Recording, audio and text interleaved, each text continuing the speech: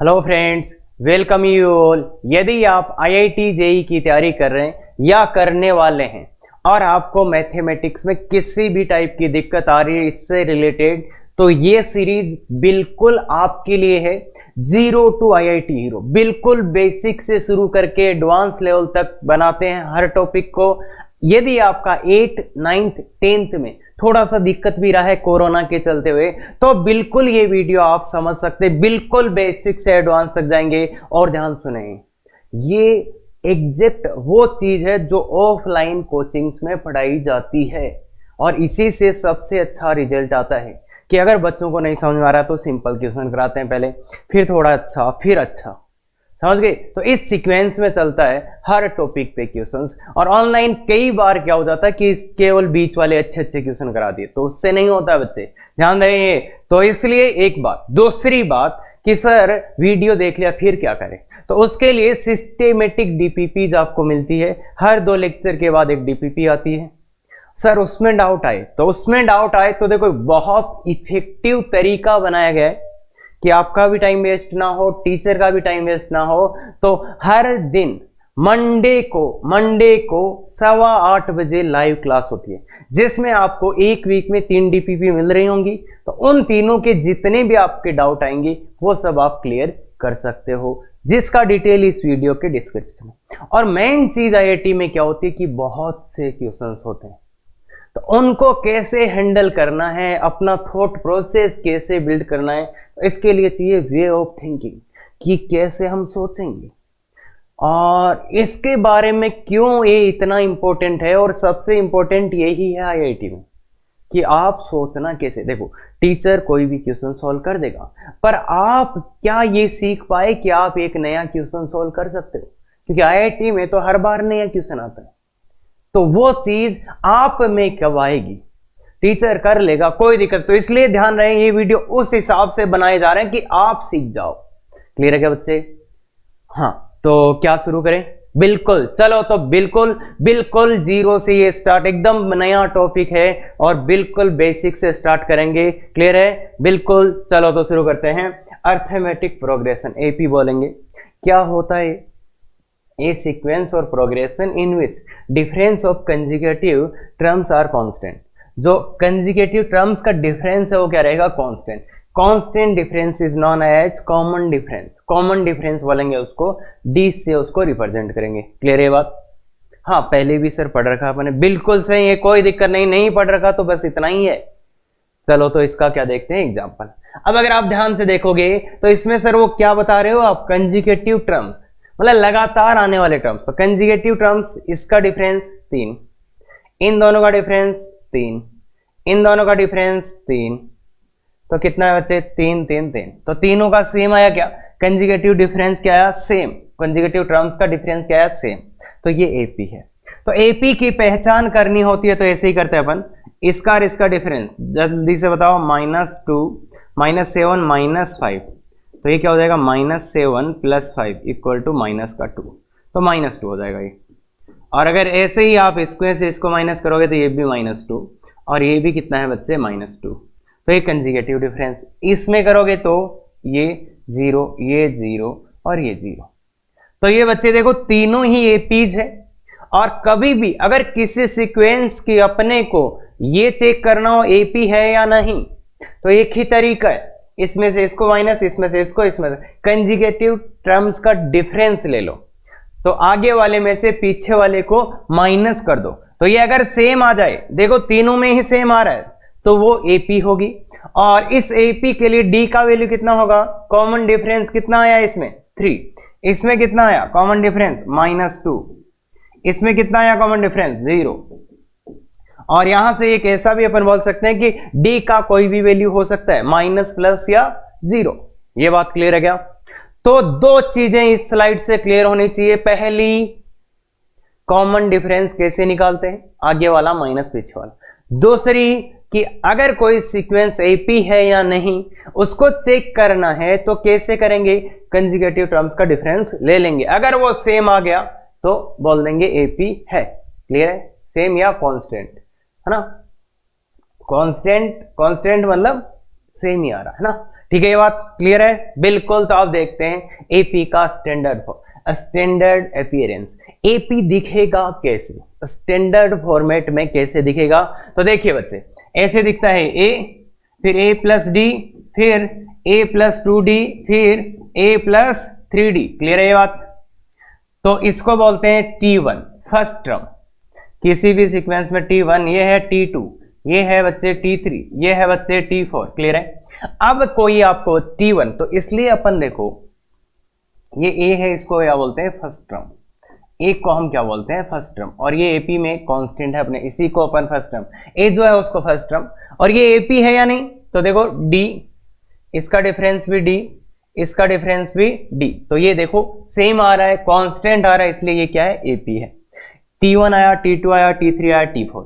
अब मैं आपको बोलूं कि इसके अगले वाला टर्म लिखो, तो अगले वाला टर्म कैसे आएगा, मतलब मान लो मैं अब बोलना चाहता हूं कि आगे वाला टर्म लिखो, तो इससे आगे वाला टर्म कैसे आएगा तुम बताओ मेरे को। देखो अगर पैटर्न देखोगे, ए प्लस डी, ए प्लस 2d, ए प्लस 3d, ए प्लस 4d आना चाहिए क्या, ए प्लस 4d आना चाहिए क्या, ए प्लस 4d आना चाहिए, इसके अगला वाला। और अगर यहां से आपको तो मतलब क्या कर दो प्लस डी। तो एपी का ये रूल होता है बच्चे कि अगर आपको अगला टर्म चाहिए, अगला टर्म चाहिए, इस टर्म पे आप खड़े हैं, अगला टर्म चाहिए तो क्या कर दो प्लस डी, और अगर पिछला टर्म चाहिए तो कैसे आएगा बच्चे माइनस डी कर दो। अगर आप इस टर्म के ऊपर हो, इससे आगे वाला टर्म चाहिए तो प्लस डी कर दो, पीछे वाला चाहिए तो माइनस डी कर दो। ये बात क्लियर है क्या। देख लो बच्चे, भाई इन दोनों में डिफरेंस डी का है, मतलब इसमें से डी माइनस करते ही आ जाएगा और इसमें डी ऐड करते ही आ जाएगा। तो इसलिए किसी टर्म पे आप खड़े हो, अगर उससे आगे वाला चाहिए तो प्लस डी, पीछे वाला चाहिए तो माइनस डी। ये बात तो क्लियर है सर।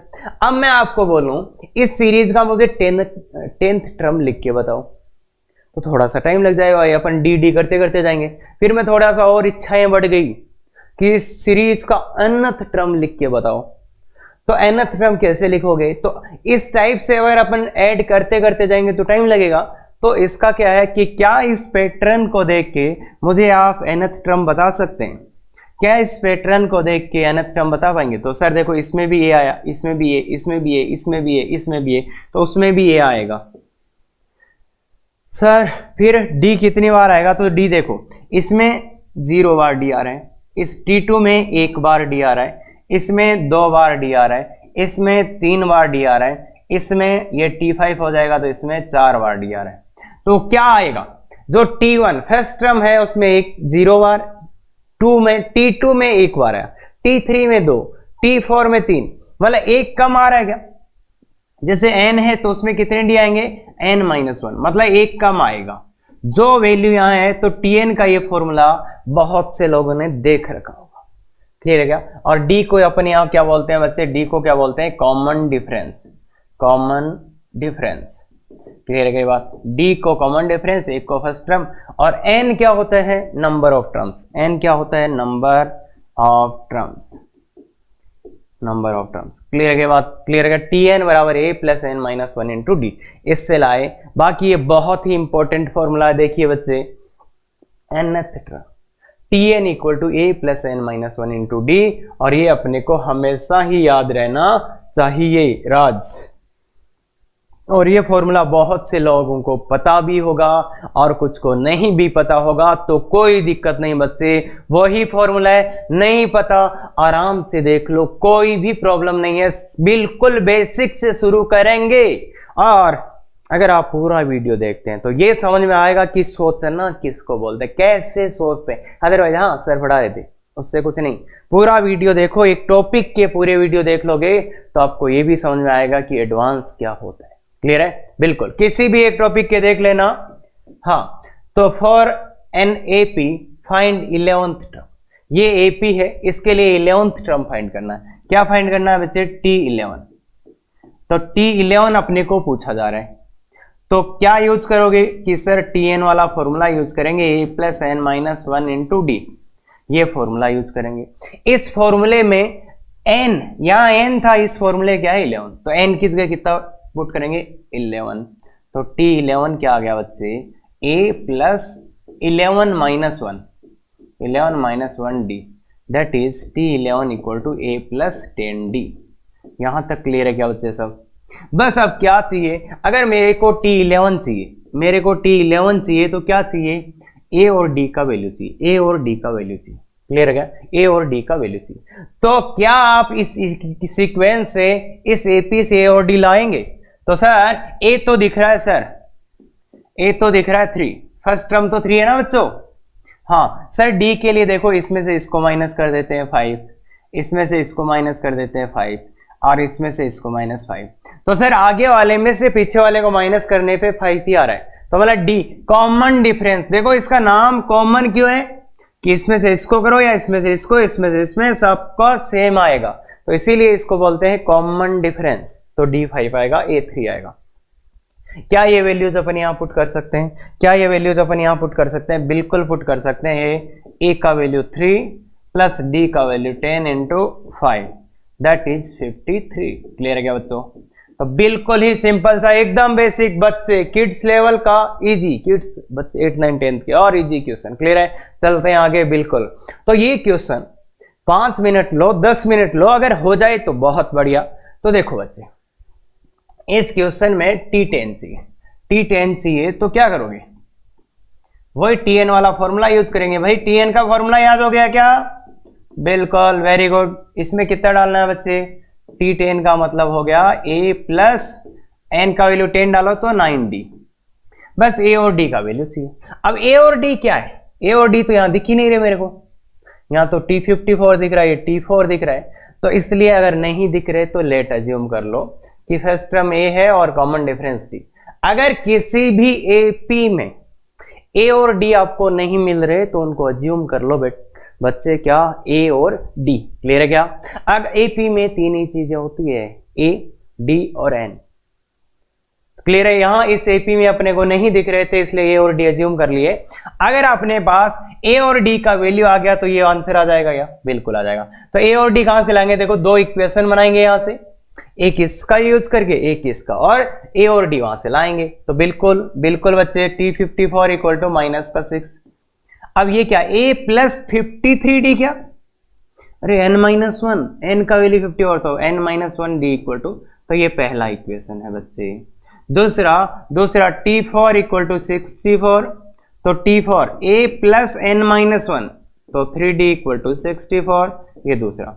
क्या अपन इक्वेशन नंबर 1 और 2 से a और d ला सकते हैं? बिल्कुल ला सकते हैं सर।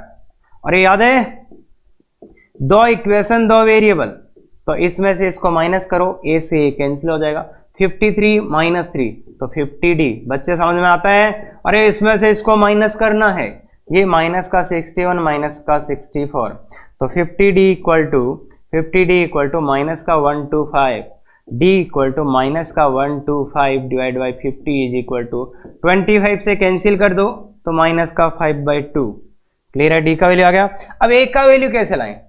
दो इक्वेशन थे, एक में से अपन ने d निकाल लिया, तो a कैसे निकालें? किसी भी एक इक्वेशन में d का वैल्यू वापस पुट कर दो, तो a प्लस 3d मतलब 3 minus 5/2 is equal to 64।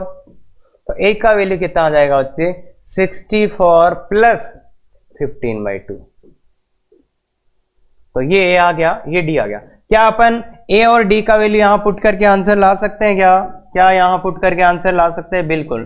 T10 equal to a का वैल्यू कितना है? 64 प्लस 15/2 प्लस 9 इंटू d का वैल्यू पुट कर दीजिए बच्चे यहाँ पे, तो माइनस का 5/2। तो देखिए बच्चे थोड़ा सा सिंप्लीफाई करें, 64 प्लस ये कितना हो गया? देखो ध्यान से, 2 LCM ले लो, 15 माइनस 45 -30 हुआ था, देखो -15 ये हो गया तो 49। ये आंसर आ सकता है क्या? कर सकते हैं प्लस माइनस? बिल्कुल कर सकते हैं सर। चलिए आगे चलते हैं फिर। ये रहा, ये क्वेश्चन 5 मिनट दो, 10 मिनट दो, आ जाए तो बहुत अच्छा। किस लेवल का है? टीनेज 11 12 के बच्चे कर सकते हैं, इजी क्वेश्चन है। क्लियर है? अब निकालना क्या है इसमें? TP plus Q। तो क्या होगा बच्चे? ये Tn टर्म चाहिए, तो क्या होगा? A plus P plus Q minus 1 into D। बस किस का? A और D का वैल्यू डालना है क्या? भाई P प्लस Q तो पूछा ही था, तो A और D का वैल्यू तो वही है, इस एपी के लिए मान लेते हैं फर्स्ट टर्म ए और कॉमन डिफरेंस डी। तो बोलिए एक इक्वेशन, दो इक्वेशन, दोनों से किसका वैल्यू लाना है, ए और डी का। तो बच्चे पहला इक्वेशन लिखिए, t p equal to q, p a plus pth term, तो एन की जगह क्या है पी, तो p minus one into d is equal to q, first equation. Second, t q equal to p, तो a plus q minus one into d is equal to p, second equation. आ गया first और second. ए और D का value यहां से लाना है, तो बच्चे वही करो, first minus second, first minus second करो बच्चे। हाँ जल्दी से करो, देखे क्या आ रहा है sir, p minus one d minus q minus one d is equal to q minus p. तो बोलिए बच्चे डी कॉमन ले लो, डी कॉमन लोगे तो यहाँ वन से वन कैंसिल हो जाएगा, पी माइनस क्यू। अगर आप इधर से भी माइनस कॉमन ले लोगे तो पी माइनस क्यू। अब p माइनस क्यू से p माइनस क्यू को कैंसिल कर सकते हैं, क्योंकि p not equal to q है, q नॉट इक्वल टू है, क्योंकि ये दो अलग अलग टर्म दिए हैं इसलिए। तो इसलिए d क्या आ जाएगा माइनस वन, d का वैल्यू माइनस वन आ चुका है। अब अगर आपको a लाना हो तो क्या करो, इसमें d का वैल्यू डाल दो। तो a का वैल्यू निकालना हो तो a plus p minus one into d का value minus one equal to q. इस वाले टर्म को इधर ले जाओ, इस वाले, हाँ बच्चे, अरे ले जा सकते हैं क्या, पक्का ले जा सकते हो क्या। तो p माइनस वन आ जाएगा क्या, और प्लस q। देखो देखो, अब बच्चे किसी को दिक्कत हो रहा होगा तो पहले इसको इससे माइनस से मल्टीप्लाई करो, फिर उठा के इधर ले आओ, तो ये आ जाएगा। क्लियर, इतना कर सकते हैं क्या, बिल्कुल कर सकते हैं सर। तो आंसर आ जाएगा, बिल्कुल आ जाएगा। एक का वैल्यू डालो, p minus one plus Q, ये है p plus q minus one into minus one, D का वैल्यू, ए का वैल्यू डाला, डी का वैल्यू डाला। तो ये अगर आप ध्यान से देखेंगे, अगर आप ध्यान से देखेंगे कट कटा के जीरो आ गया, तो यही बच्चे आपका आंसर है। कर सकते हैं क्या। तो ऐसे क्वेश्चंस क्या करना है, ए और डी अगर नहीं दिया हुआ तो अज्यूम कर लेना, और बहुत सिंपली आप आराम से कर सकते हैं क्या, यस सर। चलो तो एक अच्छा क्वेश्चन करते हैं फिर। Find number of terms in the sequence. ये एक सीक्वेंस थी, इसमें नंबर ऑफ टर्म्स फाइंड करने। तो नंबर ऑफ टर्म्स क्या होता है बच्चे, नंबर ऑफ टर्म्स मतलब क्या निकालना है, n का वैल्यू आपको निकालना है। क्या क्या गिवन है इसमें आपको a का वैल्यू 4, फर्स्ट टर्म निकाल सकते हैं क्या, और इसका डिफरेंस करेंगे तो 8, इसका डिफरेंस करेंगे तो 8, मतलब d का वैल्यू कितना आ गया 8। और क्या दिया है, लास्ट टर्म दिया है, लास्ट टर्म दिया है इसने, कितना दिया है लास्ट टर्म का वैल्यू दिया है 108। 108 क्या है बच्चे, लास्ट टर्म। अपने को नंबर ऑफ टर्म्स चाहिए, तो ये फर्स्ट टर्म, ये सेकेंड टर्म, ये थर्ड टर्म। अगर ये अपन ने फाइंड आउट कर लिया कि ये कौन सा टर्म है, तो उतने ही नंबर ऑफ टर्म्स हो जाएंगे क्या, बिल्कुल। तो इसको लास्ट टर्म को किसके इक्वल कर देते हैं, tn, और यहां से किसका वैल्यू निकाल लेते हैं बच्चे, n का। तो अपने को ये पता चल जाएगा कि ये कौन से नंबर का टर्म है, तो उतने ही इसमें टर्म्स हो जाएंगे क्या। तो इसलिए last term equal to tn बोला। तो tn का फॉर्मूला डाल दो, a plus n minus one into d equal to 108, बिल्कुल सही है। a का value 4 plus n minus one into d का वैल्यू 8 इज इक्वल टू 108। तो ये कितना आएगा, गौर से देखिए 8n माइनस 8 और प्लस, तो ये 8n आएगा माइनस 4 इज इक्वल टू 108। तो 8n इज इक्वल टू 112, तो n equal to 112 divide by 8। तो 8 को इसमें डिवाइड करेंगे, 8 कम 8 3 4, तो 14। नंबर ऑफ टर्म्स कितने हो गए बच्चे, 14। कर सकते हैं क्या कि ये कौन सा टर्म है, 14। इसका मतलब इस सीरीज में कितने टर्म्स हैं, 14। तो देखो कभी ये देगा, कभी डी देगा, और क्या पूछ लेगा n, तो कुछ भी पूछ सकता है ना इसमें, तो आराम से कर सकते हैं, बिल्कुल कर सकते हैं। नेक्स्ट क्वेश्चन देखिए बच्चे, बहुत ही शानदार जानदार क्वेश्चन है, खुद से करो, 15 मिनट में कर लो। हाँ, अगर पहली बार में आ जाता है तो बहुत सुकून मिलेगा। किस लेवल का है, टीनेज का एवरेज, मतलब 11-12 के बच्चे आराम से कर सकते हैं। क्या दिया है, एपी का पीएथ क्यूएथ आरएथ टर्म्स ये हैं, देन प्रूव दैट ये, ठीक है। तो बताइए क्या करें। तो एपी का ए और डी तो चाहिए होगा, तो ए मान लो और डी मान लो, ये अपन ने मान लिया। फर्स्ट टर्म ए है, कॉमन डिफरेंस डी, और ये मन ही मन में मानेंगे अपन, ऐसे लिखेंगे भी नहीं, अरे क्या बताइए, एपी का फर्स्ट टर्म ए लेना है, कॉमन डिफरेंस डी लेना है, फिर शुरू हो जाना है। बिल्कुल, तो x का वैल्यू क्या है, x क्या है, x क्या है, pth टर्म। तो जो दिया है उसको गौर से देखते हैं, x है pth टर्म, मतलब x tp है। तो x का वैल्यू क्या आ जाएगा, a प्लस n की जगह p माइनस 1 इंटू डी, ये आ गया x का वैल्यू। ऐसे ही y क्या है, tq, तो y बराबर a plus q minus 1 into d, यह आ गया। और z बराबर क्या है, टी आर, तो z बराबर a plus r minus 1 into d, तो ये आ गया। Clear, x y z. अब देखो इसका प्रूव करना है तो कैसे होगा, यहां पे एक्स वाई जेड भी है, पी क्यू आर दोनों ही अपने क्वेश्चन में गिवन है। तो क्या करें बच्चे, कैसे होगा ये, तो इधर आप यहां से एक्स वाई जेड को हटाओ और यहां से पी क्यू आर को हटाओ। तो ज्यादा आसान किसको हटाना है, यहां से सीधे सीधे एक्स वाई जेड के वैल्यू पुट कर देते। अगर आप पी क्यू आर के वैल्यू पुट करोगे थोड़ा सा लेंदी जाएगा, पहले यहां से पी का वैल्यू निकालना पड़ेगा फिर, तो इसलिए ज्यादा इजी क्या है, यहां से एक्स वाई जेड के वैल्यू इधर डाल देते हैं तो वो सिंप्लीफाई हो जाएगा। बिल्कुल, या तो एक्स वाई जेड को हटाओ या तो पी क्यू आर को हटाओ। तो एलएचएस लिया तो इसमें एक्स की जगह वो वैल्यू डाला, एक्स का वैल्यू डाला एक्स का वैल्यू डाला मैंने a plus p minus 1 into d, और q माइनस आर अपनी जगह। देखिए बच्चे यहां पे x का वैल्यू डाला है मैंने और q माइनस आर अपनी जगह, प्लस यहां पे y का वैल्यू क्या, a plus q minus 1 into d, और ये r माइनस पी अपनी जगह बच्चे, प्लस z का value a plus r minus 1 into d into ये p माइनस q अपनी जगह। यहां तक ठीक है बच्चे, x का वैल्यू डाला, y का, z का कर दिया। अब इसको सिंप्लीफाई करना है तो कैसे करें, तो यहां दो चीजें, एक तो कुछ टर्म्स में a आएगा, कुछ टर्म्स में d आएगा। कुछ टर्म्स में a आएगा तो a वाले को अलग करो। अब यहां से a का कितना टर्म है, तो इसको अगर अपन देखेंगे a q minus r, plus d वाले का क्या है, d वाला इसके मल्टीप्लाई में p माइनस 1 है और a q माइनस आर। क्या आप इस एक को इससे मल्टीप्लाई करेंगे, ये आएगा, इसको इससे ये आएगा, ये आएगा क्या इसका। अब ऐसे मत कर देना बच्चे पूरे को ही खोल दिया, टाइम भी बहुत लग जाएगा और दिक्कत भी आ सकता है। तो एक को इससे करो a r minus p, plus d वाला में करो q minus 1 into r minus p. Clear है क्या बच्चे, प्लस इस वाले का भी कर दो, प्लस ये है p माइनस क्यू, प्लस ये d है r माइनस 1 और p माइनस क्यू।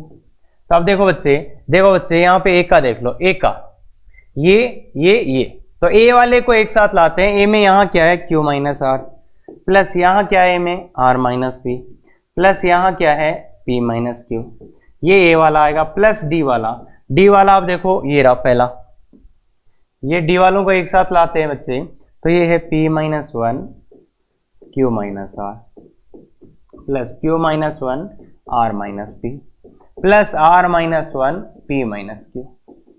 क्लियर है क्या बच्चे, क्लियर है क्या, तो बिल्कुल क्लियर होगा।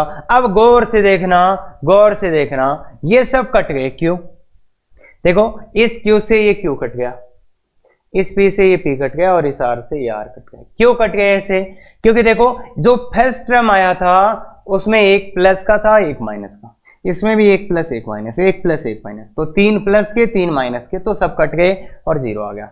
और ऐसा ही सीन इसमें होने वाला है। देखो अगर इसमें मैं फर्स्ट टर्म लिखूं तो p q minus r p minus q plus r, देखो इसमें ये दो टर्म ही आए, दो ही आए, ये भी एक प्लस एक माइनस, एक प्लस एक माइनस, तो इसमें भी ऐसा ही आएगा, इसमें भी ऐसा आएगा, तो सब कट जाएंगे, तो यहाँ पे भी 0, कुल मिला के 0 बराबर आर एच एस आ गया। इसको खोल के देख सकते हो आप। बाकी मैंने लॉजिकली बता दिया है कि जब आप इसको इससे मल्टीप्लाई करेंगे, ये एक प्लस एक माइनस, ये एक प्लस एक माइनस, तो इसमें भी ऐसा ही, इसमें भी सब कट जाएंगे, तो आंसर आएगा 0। क्लियर है क्या, आगे आंसर। हाँ, तो ऐसी कैलकुलेशंस सीखना बहुत मस्ट है। और सर ऐसे प्रूव दैट वाले क्वेश्चन थोड़े आते हैं। अरे बच्चे, इस क्वेश्चन को मैं सिंपली अगर ये लिख देता फाइंड वैल्यू ऑफ दिस, ये ऑप्शन हो जाता मेरा 0। तो इसलिए ये नहीं जो सिखाया जा रहा है, और ये कैसी कैलकुलेशंस में सबसे ज्यादा फंसते हैं बच्चे। क्लियर है, एक बिल्कुल अच्छा सेम टू सेम ही क्वेश्चन दे रहा हूं। ये मेंस कैटेगरी का इजी क्वेश्चन है, करिएगा बच्चे। अगर आप इस क्वेश्चन का आंसर बिफोर 10 मिनट लाते हो तो लिखिएगा कि हाँ सर हमारा 10 मिनट से पहले आंसर आया था। अगर आप इसका आंसर 5 मिनट से पहले ले पाते हो तो बहुत बढ़िया, और लिखिएगा कि सर यस हमारा आंसर 10 मिनट से पहले या 5 मिनट से पहले आ गया था। क्लियर है क्या? बिल्कुल कमेंट में लिखिएगा बच्चे। हाँ तो चले आगे। बिल्कुल ये एक बहुत ही शानदार क्वेश्चन है। Find number of common terms in the following APs. एक एपी ये है, एक एपी ये है, इनमें क्या निकालना है? कॉमन टर्म्स, कि इन दोनों में ऐसे कितने टर्म्स है जो कॉमन है, ऐसे कितने टर्म्स है जो कॉमन है। अगर आप ऐसे देखोगे तो आपको दिखेगा एक तो ये रहा और एक ये रहा, इन दोनों में एक कॉमन टर्म तो मुझे दिख ही रहा है। इसके अलावा अगर अपन थोड़ा बढ़ाएंगे, देखो ये एपी है, इसका 3 है, ये भी 3 है, 3 है, और ये भी एपी है, इसका 4, ये 4, ये 4 है ना। तो इस एपी को आगे बढ़ाना है, इसके आगे वाला टर्म लिखना है तो कैसे लिखूंगा? +3 कर दो, इसमें 10 + 3 13 आ गया, और आगे वाला चाहिए तो 3 और जोड़ दो 16, ऐसे आगे, और ये भी आगे बढ़ जाएगा। क्लियर है क्या?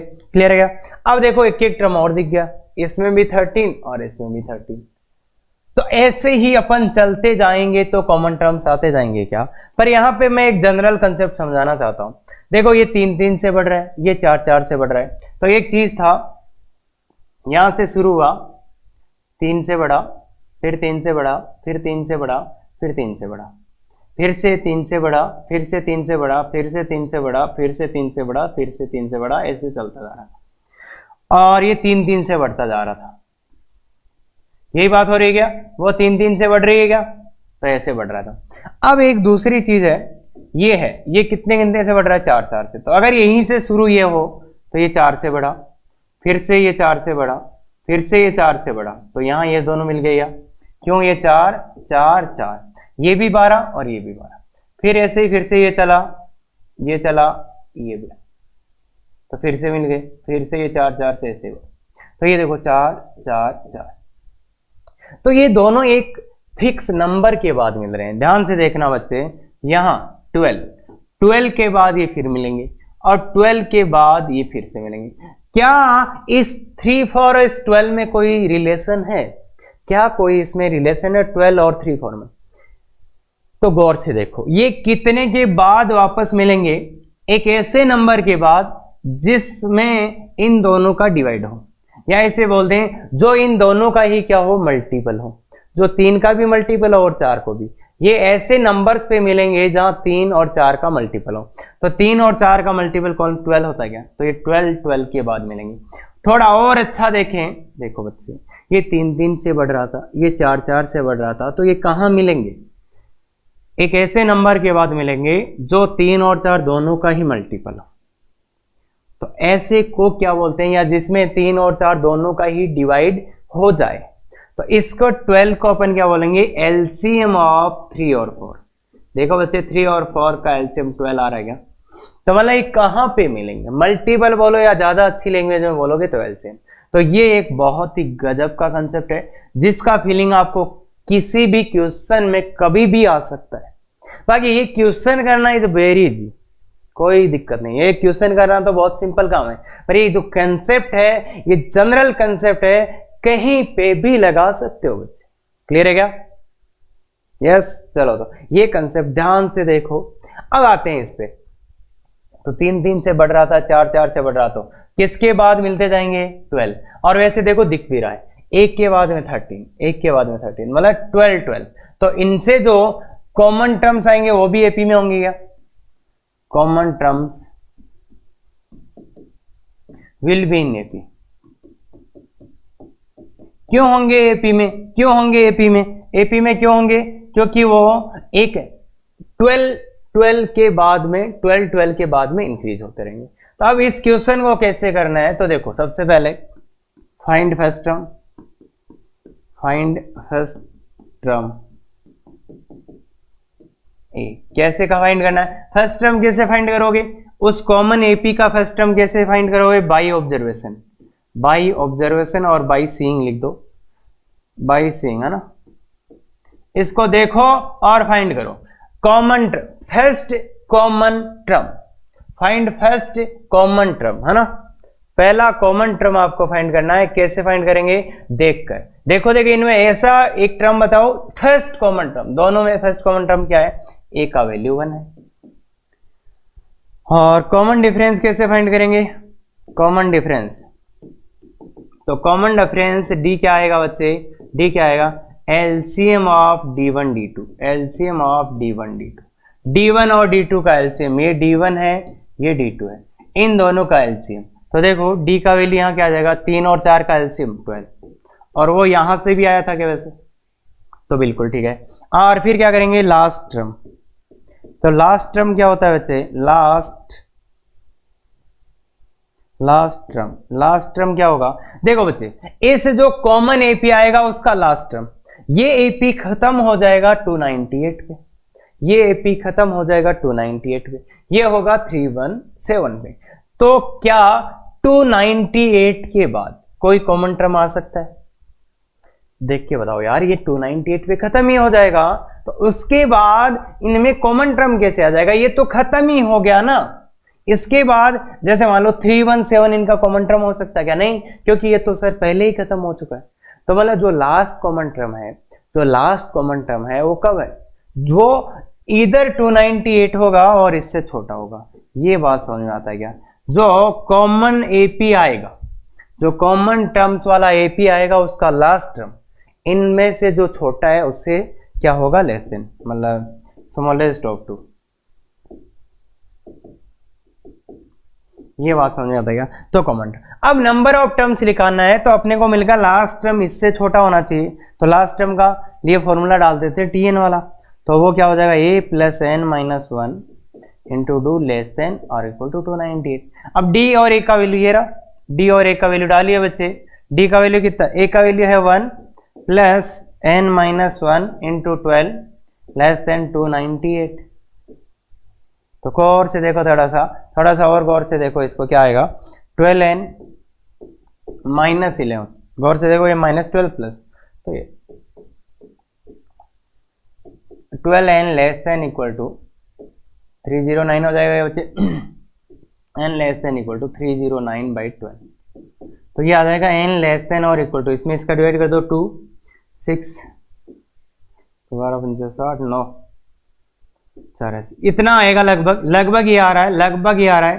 तो अब देखो n का वैल्यू लगभग आ रहा है 25.7 और लेस देन। अब n क्या था? Number of terms, number of terms, तो नंबर ऑफ टर्म्स क्या 25/7 बोलेंगे ना। अरे कितने आदमी थे? 2 3 4, कितने टर्म्स थे? 1 2 3 4, ऐसे बोलोगे ना, मतलब या तो 25 बोलोगे, या तो 25 या तो 26, तो कितने बोलोगे यहाँ पे number of terms? Number of terms कितने हैं कि इससे छोटा होना चाहिए और नेचुरल नंबर भी, तो कितना? तो n का वैल्यू आएगा 25। अब देखिए बच्चे 26 तो रखने, n बाई लेस देन और इक्वल टू 25.7 था, तो n का वैल्यू तो अपन कितना 25 ही लेंगे, 26 तो ले ही नहीं सकते, वो तो इससे आगे चला जाएगा। तो इसलिए नंबर ऑफ कॉमन टर्म्स कितना आ गया? नंबर ऑफ कॉमन टर्म्स कितना आ गया? 25। क्लियर है ये बात? तो बहुत ही सिंपल सी बात है, बहुत ही सिंपल सी बात है। ध्यान से देखना कि फर्स्ट कॉमन टर्म कैसे निकालनी है? बाई सीइंग या बाई ऑब्जर्वेशन। कॉमन डिफरेंस, अब तो बहुत ही सिंपल फंडा हो गया, एलसीएम। और लास्ट कॉमन टर्म जो इन दोनों के लास्ट टर्म से छोटा होगा वो ही आंसर आएगा क्या? बिल्कुल। तो देखो बच्चे ये कंसेप्ट था, इसका एक एप्लीकेशन ये है, बाकी जगह भी आएगा। क्लियर है क्या? बहुत बार एप्लीकेशन आएगा, तो समझ सकते हैं क्या? तो इस क्वेश्चन को करना बहुत सिंपल है। ध्यान से देखिए एक और अच्छा क्वेश्चन, इसमें थोड़ा सा दिमाग लगाइएगा बच्चे। ये एक एपी चल रही है 100 टर्म्स, ये है 200 टर्म्स, तो इस एपी और इस एपी में नंबर ऑफ कॉमन टर्म्स निकालने हैं। तो सबसे पहली बात अपन क्या कर निकालते हैं इसका कि फर्स्ट कॉमन टर्म देखो, फर्स्ट कॉमन टर्म, और वो कैसे निकालना होता है? By observation. बाई ऑब्जर्वेशन देखो 2 9 16 23, ये तो कुछ भी नहीं है, इनमें तो कुछ भी नहीं है, तो फिर क्या करते हैं? इनको आगे बढ़ाते हैं। जैसे इसका डी है 5 5 और 5। तो इसको आगे बढ़ाना है तो 18 प्लस 5, 18 प्लस 5 23 आएगा क्या? तो इसको आगे बढ़ाना है तो 23, और 23 दिख गया क्या फर्स्ट कॉमन टर्म। अगर अब भी नहीं दिखता तो इसको और आगे बढ़ाते, इसको भी और आगे बढ़ाते, तो फर्स्ट कॉमन टर्म 23 दिख गया। फिर देखते हैं कॉमन डिफरेंस। कॉमन डिफरेंस कैसे आता है बच्चे? कॉमन डिफरेंस का तो सीधा फॉर्मूला है डी का, तो क्या एलसीएम ऑफ d1 d2। तो देखो बच्चे ये क्वेश्चन करना तो इतना आसान है, इसका और इसका एलसीएम कितना आ रहा है, कितना आ रहा है बच्चे 7। देखो 7, तो इसका d1 आ रहा है 7, d2 है 5, तो ये कितना आ जाएगा एलसीएम ऑफ 7 और 5, तो कितना आ जाएगा बच्चे 35 आएगा क्या? अरे 7 और 5 का एलसीएम 35। और last common term, last common term क्या लिखूं बताओ? लेस देन और इक्वल टू। क्या 100 लिखूं या 200 लिखूं, 100 लिखूं या 200 लिखूं? तो क्या बोला था लास्ट कॉमन टर्म जो एपी पहले खत्म हो रही, कौन सी पहले खत्म हो रही है? तो ऐसे देख के कुछ नहीं समझ में आएगा, इसका लास्ट पद निकालना पड़ेगा, इसका लास्ट टर्म निकालना पड़ेगा अपने को। इसका लास्ट टर्म क्या आएगा a प्लस n, कितने नंबर ऑफ टर्म्स है 100, तो 100 माइनस 1 इंटू डी कितना है, डी कितना है बच्चे 7, तो ये आएगा 700 माइनस 5 695। इसका लास्ट टर्म क्या है बच्चे 695, इसका लास्ट टर्म है 695। इसका कितना है, तो ये है 3a plus n minus 1 into d, तो 1000 माइनस 2 998। गौर से देखिए बच्चे यही आएगा, यही आएगा। इसका 100 टर्म जो है वो 695 और इसका 200 टर्म 995। तो अपना जो देखो ये एपी कहां खत्म हो गई 695, ये एपी कहां खत्म हुई 998 पे। तो अपना जो लास्ट कॉमन टर्म आएगा वो इससे कम आएगा क्या 695। ये बात समझ में आती है क्या? बस अब तो वैल्यू डाल देना है, अब तो वैल्यू डाल देना है सीधा सीधा। क्या आएगा ये a plus n minus 1 into d 695। तो बताओ a का value 23 plus n minus 1 into 35 less than equal to 695। अगर आप ध्यान से देखोगे तो ये 35n माइनस कितना हो जाएगा बच्चे, माइनस कितना हो जाएगा ध्यान से देखो 12 हो जाएगा क्या, 7 3 12, 12 लेस देन टू 695। अगर आप ध्यान से देखो 35n less than equal to 707, इसको इधर सॉल्व कर लेते हैं। n लेस देन और इक्वल टू 707 डिवाइड बाई 35, तो n less than equal to 2, फिर गया नहीं तो पॉइंट 20 और फिर कितना 2, 20.2 आ रहा है। n का वैल्यू लेस देन और इक्वल टू 20.2, तो n जो है वो 20, और n एक नेचुरल नंबर भी है इसलिए n का वैल्यू कितना आ जाएगा 20, क्योंकि 20.2 पे ये कितना होगा 695, तो उससे ज्यादा नहीं, n इसका लेस और n का वैल्यू कितना आ जाएगा 20। तो इन दोनों में कितने टर्म्स कॉमन है 20। अब कोई बोले कि लास्ट कॉमन टर्म क्या होगा वो निकाल के बताओ, कोई बोले कि लास्ट कॉमन टर्म क्या होगा, तो लास्ट कॉमन टर्म क्या निकालने के लिए क्या करेंगे, इस वाले में n का वैल्यू कितना पुट कर देंगे बच्चे 20, n का वैल्यू यहाँ पे कितना पुट कर देना 20। मतलब कोई पूछ ले कि लास्ट कॉमन टर्म क्या होगा दोनों में, तो इस वाले फॉर्मूले में इसके a और d लेके उसमें n का वैल्यू 20 पुट कर देना, आ जाएगा क्या, बिल्कुल आ जाएगा। क्लियर है क्या? अरे इसी कंसेप्ट में IIT एडवांस में क्वेश्चन आया है अभी रिसेंट में, तो गौर से देखो बहुत सी एक अगर अच्छे से, और देखो ऐसे क्वेश्चंस करने के लिए अपन ने एक बार कंसेप्ट समझा है पर इसके बाद बहुत इजी है, 2 बातें हैं सीधी सीधी। क्लियर है क्या? बिल्कुल, वेरी गुड। चलो अब चलते। अब आपने देखो nth टर्म निकाल लिया, क्या आप इसका रियल में मीनिंग जानते हो कि क्या मीनिंग होता है? तो उसके लिए अपन ने 2 एक क्वेश्चन लिए। Right down the sequence whose nth term, मतलब इस सीक्वेंस का nth टर्म tn आपको दिया क्या 2 की पावर n बाई n। तो मुझे बताओ सीक्वेंस कैसे लिखें, तो सीक्वेंस में क्या आता है t1 t2 t3, यही सीक्वेंस होता है t4। तो t1 बोलो कितना हो 2 बाई 1, t2 बोलो 2 का स्क्वायर बाई 2 T3 बोलो 2 का क्यूब बाई 3, T4 बोलो 2 का पावर 4 बाई 4। तो ये सीक्वेंस होगा। मतलब अगर आपके पास nth टर्म आए तो सीक्वेंस तो T1 T2 T3 T4 यही होती है ना। सीक्वेंस पहला टर्म, दूसरा, तीसरा, चौथा, तो ये लिख दिया। ऐसे इसका बोले कोई तो इसका भी Tn अपने को दिया है 3 + -1। हाँ बच्चे पहले आप खुद से लिखिए, तो इसकी सीक्वेंस लिखनी है तो फिर से T1 T2 T3 T4 and so on. तो बोलो T1 n का वैल्यू 1 डालो तो 3, ये -1, देखो n का वैल्यू तो 3 - 1 बाई 3 की पावर 1। T2 डालो 3 + 1 हो जाएगा वो। T3 3 - 1, गौर से देखिए 3 + 1 3 की पावर 4। भाई पावर जब इवन होगी तो प्लस, ऑड होगी तो माइनस लिख सकते हैं बिल्कुल। तो अगले दो ट्राई कीजिए खुद से। पहला ये कि Tn ये दिया है, अगर Tn आपको ये दिया है 1 इंटू है 1 2 3 4 अप टू n + 2, तो बोलिए जनाब बोलिए T1 सीरीज में T2 आएगा, फिर T3 आएगा, फिर T4। क्या मुझे आप बता सकते हैं T1 का वैल्यू कितना आएगा? n का वैल्यू इसमें 1 डालो, इसमें n का वैल्यू 1 डालेंगे तो क्या दिखेगा सर? 1 दिखेगा, 2 दिखेगा, 3 दिखेगा, 4 दिखेगा और लास्ट में क्या दिखेगा? 3।